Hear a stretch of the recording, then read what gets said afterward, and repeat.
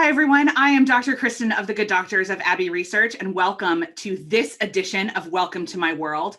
Abbey Research, we are empathy educators who are obsessed with culture, both popped and lived, and how that can help us all get along better as human beings, not in a kumbaya, let's all hold hands and sign Hallmark cards kind of way, but in an authentic, actual, let's figure out how to do life together kind of way. This particular series is centered on the fact that different people are different, and that it is wonderful to chat with folks and spend 20 minutes in their lives and understand them a little bit better. I am joined today by actually one of the people that helped me coin the idea that different people are different, my colleague and friend, Dr. Jonathan Evershed. We went to Queen's University Belfast together. He and Dr. Aaron were actually in the same program and started at the same time. And through Dr. Aaron is how I got the gift of Jonathan. And we haven't seen each other, we just realized, in 5 years, which is insane because it feels like yesterday. That's crazy. So Jonathan is, I'm just going to call you Evershed because I do. So Evershed lives in Cork, which is, for those of you unfamiliar with Irish geography, at the bottom.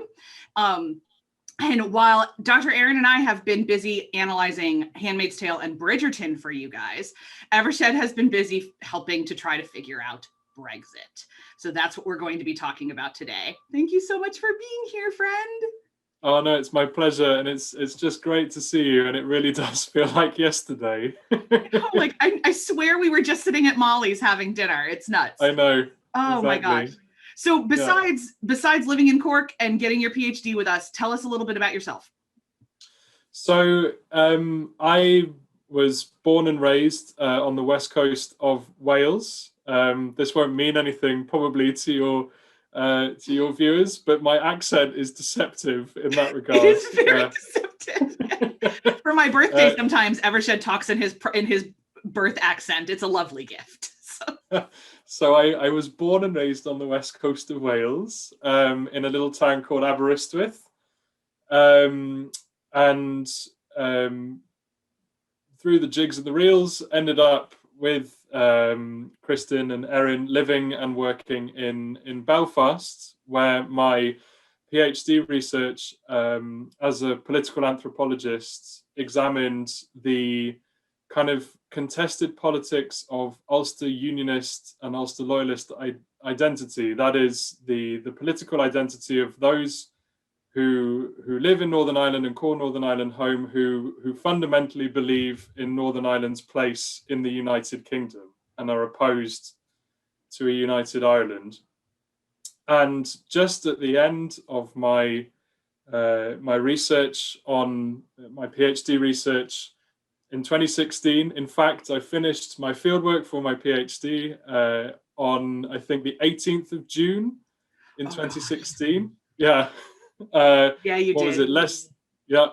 Less than a week later, the UK went to the polls. I should probably put my cards on the table and say I was a very staunchly pro-Remain voter, pro the UK remaining in the EU, which frames a lot of the work that I've done on Brexit since. But anyway, 23rd of June 2016, the UK, the UK voted to leave the European Union by a majority. Northern Ireland, of course, voted to stay. And we could probably get into that, I imagine. A little bit, yeah, because I want to talk about, and Scotland voted to stay as well. So that's we won't get into Scottish independence, but just for our viewers, that's a piece of this. So we're going to focus on Ireland and Northern Ireland for sure. So I'm a passionately political person and have been for most of my adult life. Like I say, strongly pro-Remain, and kind of couldn't but be struck by the complete game changer that this was in UK politics, in Northern Ireland politics, in Irish politics, indeed in European and global politics. This was a huge moment and I then had the opportunity to kind of dedicate 3 years of my life to trying to make sense of. And that's what brought me to Cork and to University College Cork, where my postdoctoral research is focused on precisely those questions, on kind of what does this mean? What does this mean for politics on these islands and more widely? So that's what I've been doing or trying to do for the last. I mean, and there's so many conversations with Brexit. The economic one is a massive one. And I'll put my cards on the table. I don't believe there's any such thing as identity politics, because all politics is wrapped up in who you think you are. All of your political activity is wrapped up in who you think you are and how you use that to interact with the world. And that's one of the lessons that Northern Ireland taught me, is that there can't be any such thing as identity politics. And so that kind of the emotions and the identity is less so than how our goods and services going to be transferred, because that is incredibly important. And we still don't really have an answer.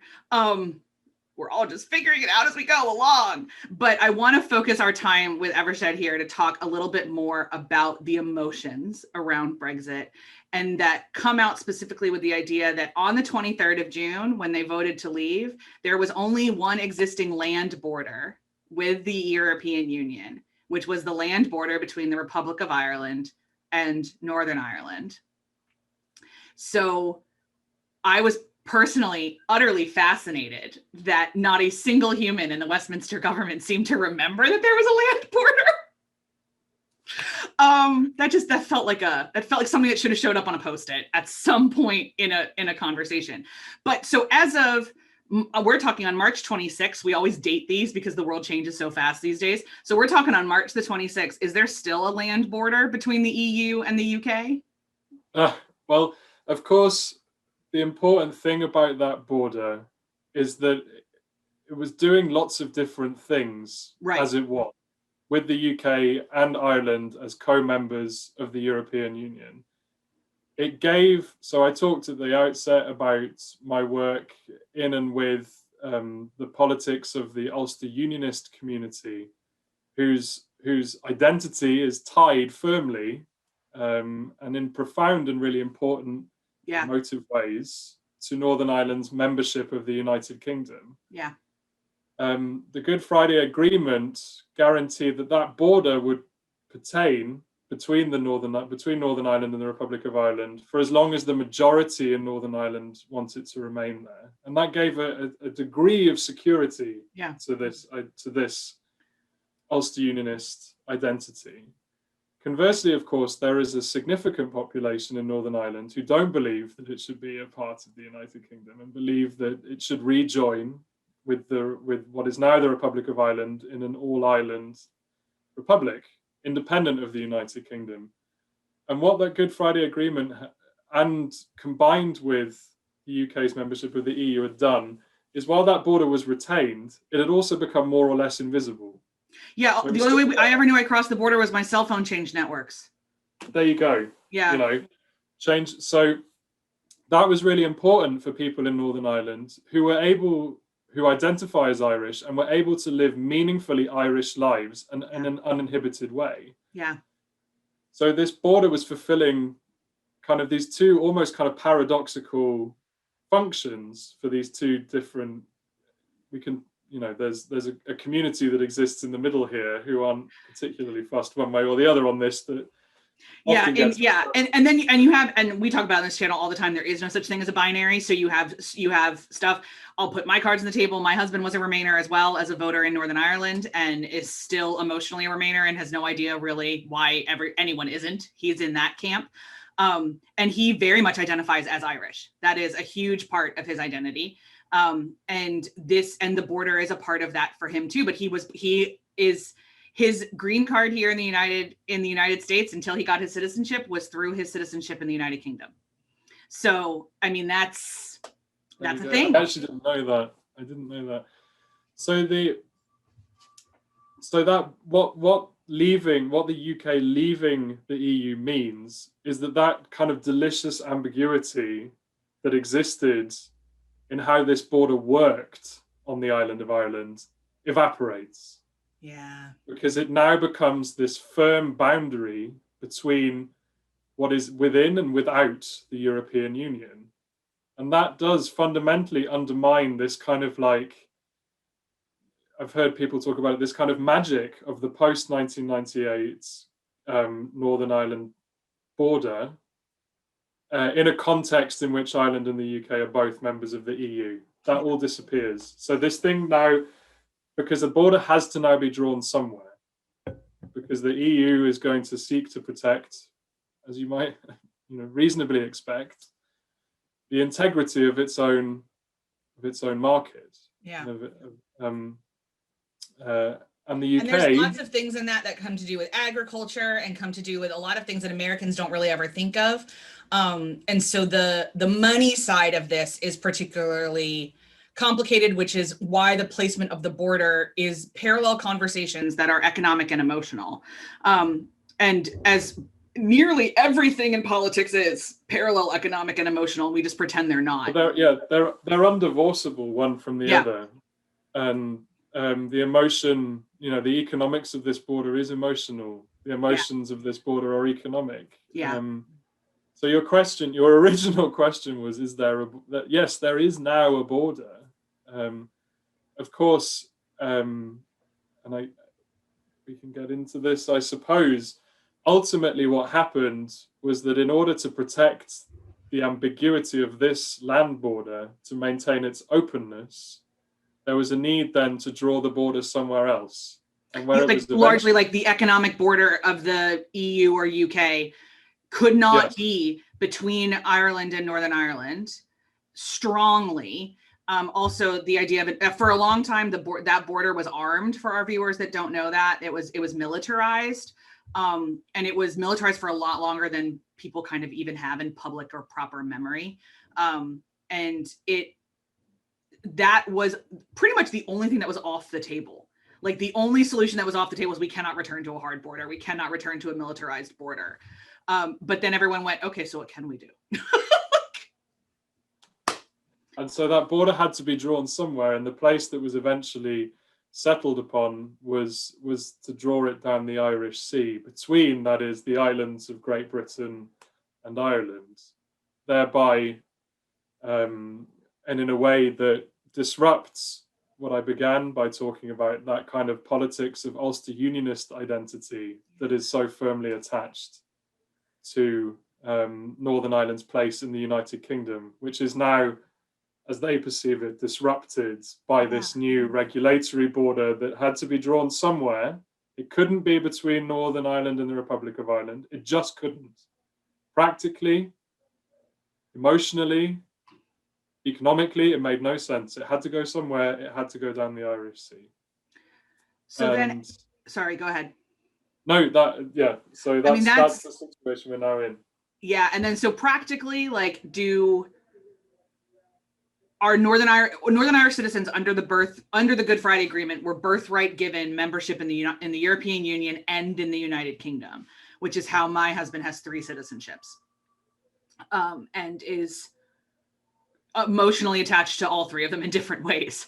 And someday I'll get him on here and talk about what it feels like to be an American and an Irishman right now, because that's a fascinating conversation. I've noticed it becomes like, but you'll appreciate this, like a lot like parents do when their kid is pissing them off. They'll be like, your child is. So whenever America's making him angry, he'll be like, your country. And I'm like, child, you have the blue passport. You made that oath. It is our country. Sorry.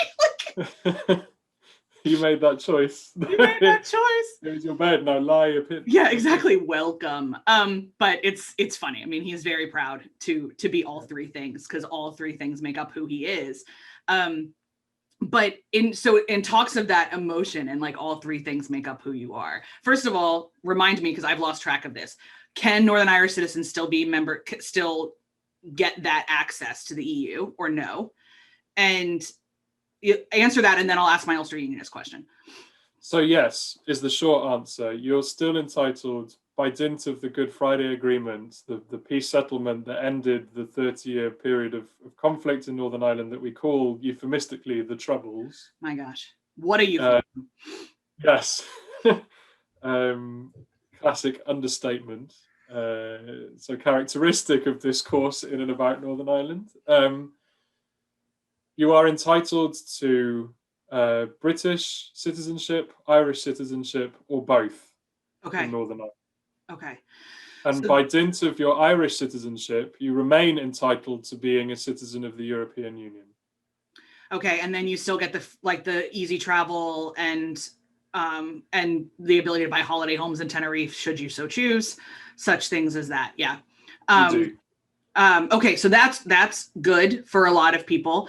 Mhm. So the Ulster Unionists, however, they're put in quite the pickle, because one of the other things that has come from this is, because of the new economics of Brexit, an increasingly loud call for a united Ireland out of the pragmatism of economics.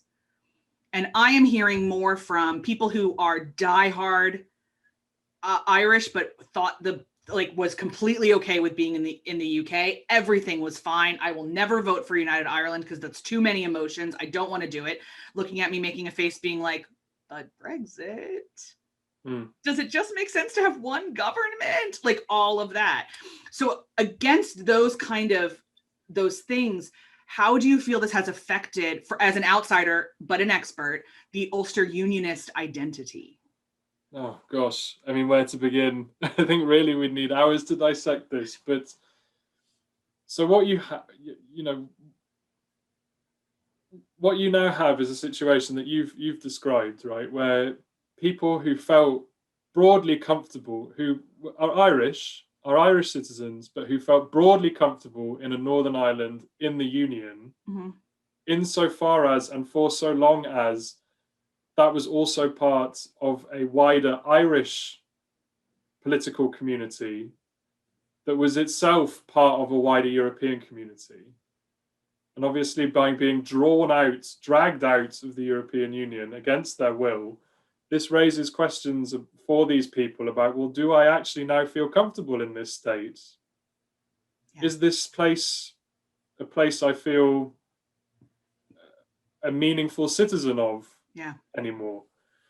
And so that's why you've seen this kind of growth, such as it is, in the demand for United Ireland. And you're absolutely right. I mean, the paradox here is that because in large part of the ways in which Brexit and the debate about, or the campaign for Brexit tapped into a kind of particular kind of British nationalism that was, about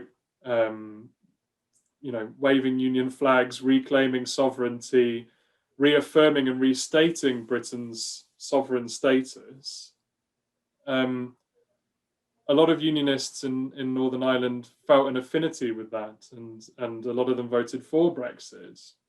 It was like 36% of Northern Ireland voted to leave, right? It was around that? It's something like, yes, it's something of that nature. Okay. I mean, that's not an insignificant part of the population. No, it's not. No, yeah. It's not. And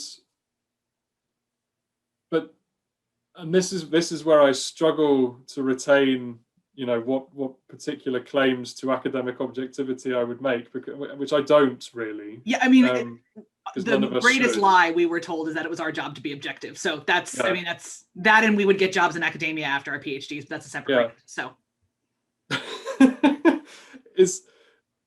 I simply don't see how you fail to see the self-defeatingness of that.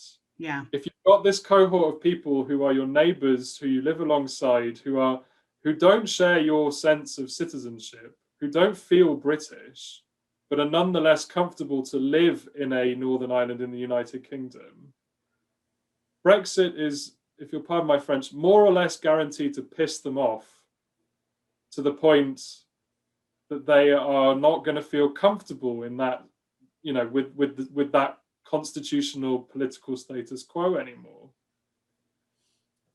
And you're reinvigorating a question that you claim to want to be settled. You're re-antagonizing a political situation that you claim to be kind of satisfied and happy with. Insofar as Northern Ireland remains part of the United Kingdom, this is more or less guaranteed to upset that apple cart. Yeah. I mean, if you couldn't design a policy, more deliberately to kind of annoy Irish nationalists living in Northern Ireland, and to cause them to question whether or not they want to be part of or want to live in a Northern Ireland that's in the United Kingdom anymore. Because by reaffirming that border between Northern Ireland and the Republic of Ireland, you're challenging the tenets and fundamentals of their identity, of their political sense of belonging to this all Ireland community. A pickle is a nice way of putting. And what is fascinating to me too is I love a lot of people who claim unionism. I love a lot of people who claim loyalism and a whole host of the self-identified and also externally imposed labels that we have for the people who do their life in that province.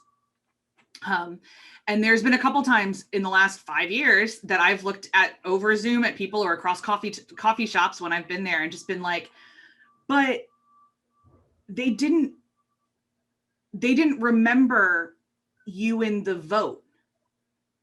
Like the difficulty of your emotional process, the difficulty of being Northern Irish hasn't been a consideration in this process. How does that make you feel? And most of them have been very honest and said, it has shocked me how little Westminster considered us.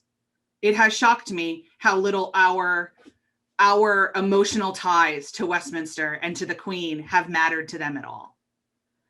And those of us who don't claim affinity to that emotion, I think, have been saying that for a lot longer. When you look at the policies and you look at how the UK government and the royal family interact with Northern Ireland in particular for a host of valid reasons and a host of invalid ones.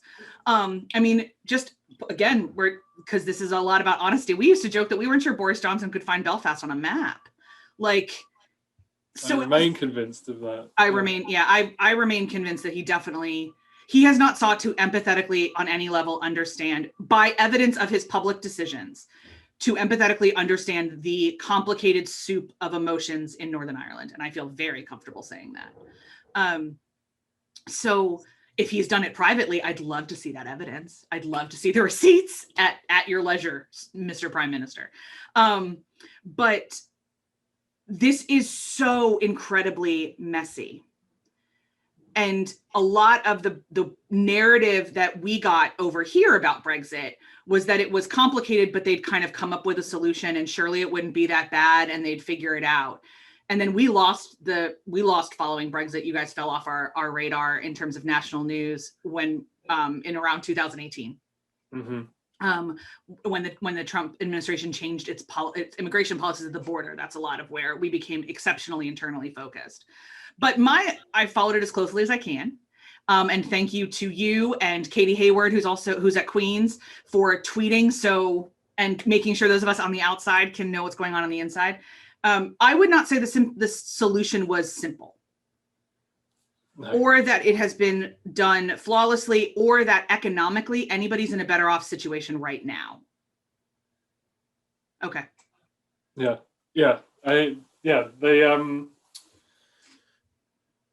I mean, the solution has proven to be as difficult as the problem that it sought to solve, actually. Which was a valid, like, to a lot of people, an emotionally valid problem as well. We need to say that. Like, while it go down in history books as a shocking vote, I think that it was a shocking vote because people didn't do the ground research to really understand what was happening. Absolutely. So there's a lot of that I want to say, I suppose, in response to what you've said, and one of them is that I would put my analysis of Boris Johnson's role in negotiating Northern Ireland's kind of unique place within the Brexit dilemma a lot stronger than you did, a lot more strongly than you did. Yeah. One of us has the social work degree and one of us doesn't, Jonathan. Yeah.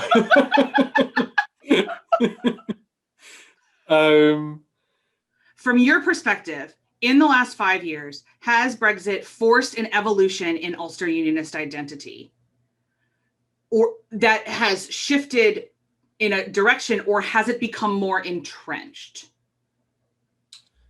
I think the answer is kind of both. Okay. I think there's some really interesting stuff happening with Ulster Unionist identity, some of which I think is like meaningfully really progressive in terms of a forced rethinking of how do we live with our nationalist neighbours and with others who don't identify in terms of this constitutional binary, and make Northern Ireland a place where we all actually want to live, right?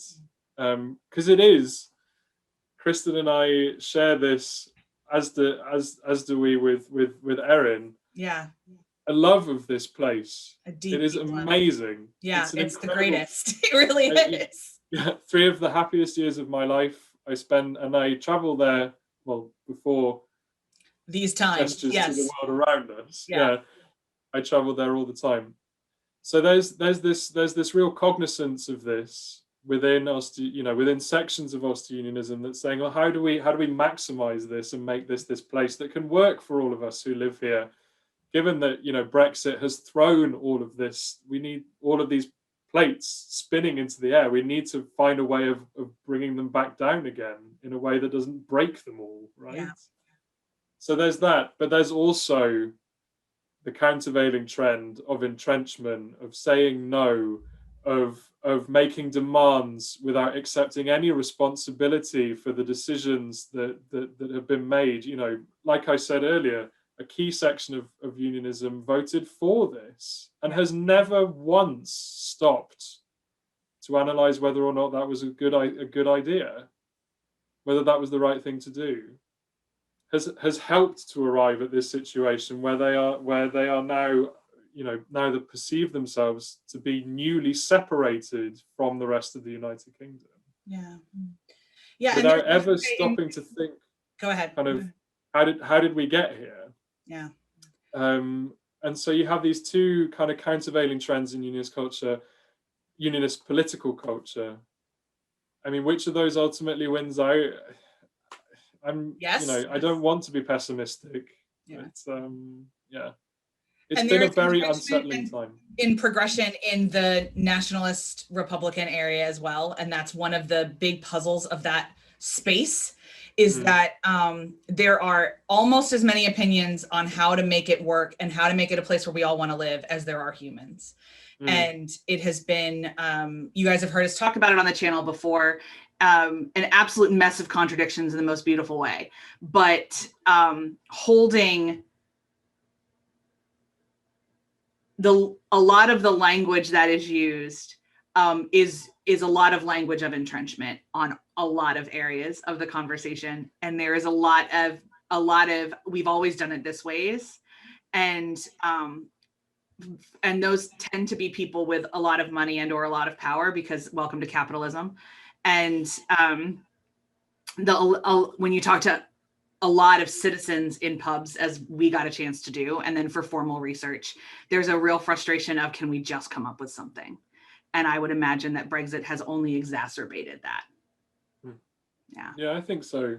I think it's raised a lot of questions that a lot of people didn't want to have to think about answers to. That's how my husband says it. Yeah. Like, we weren't actually ready for any of these conversations, but we have to have them all now in the middle of a potential global financial crisis if we do this poorly. Yeah. And the stakes feel high, but like, these are the questions we have to have. So we should also say that for a huge chunk of this, there's not been a seated local Northern Irish Parliament.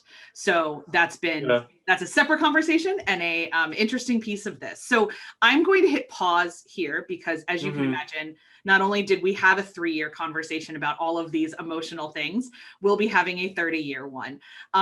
So we'll hit pause. And if you've got questions, if you are not versed in this, if you're not a European citizen, you're not an Ulster Unionist, especially if you are an American or Canadian or somebody watching this and would love to have some quick answers for Brexit, feel free to fire them below in the comment section. I'll get them back to Jonathan and he will answer them, I'm sure.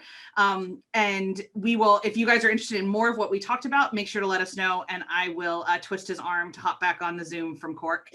And in the meantime, thank you so much. No, it's my pleasure. We could talk about this for 3 hours, 4 hours, all day, and I've no doubt one day we will. Your mouth to the vaccine distribution's ears. So please stay as sane as you can in lockdown, friend. And to the rest of you, wherever and whenever you're watching this, I'll see you next time.